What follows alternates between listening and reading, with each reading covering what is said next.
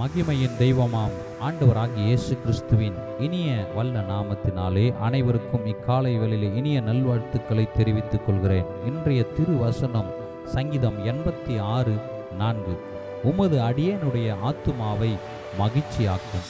எனக்கன்பானவர்களே, இக்காலை வேளையிலே மகிழ்ச்சியற்று வேதனைக்குள்ளாகி நிம்மதியை இழந்து பொறுமையற்று இருக்கும் அன்பு சகோதர சகோதரியே, என்னோடு இணைந்து கேளுங்கள்.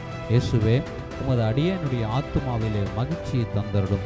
வியாகுலப்படுகிறேன், சஞ்சலத்தோடு இருக்கிறேன், அநேக பாரங்கள், அநேக இழப்புகள், நிம்மதியை இழந்தவனாய் இருக்கிறேன்.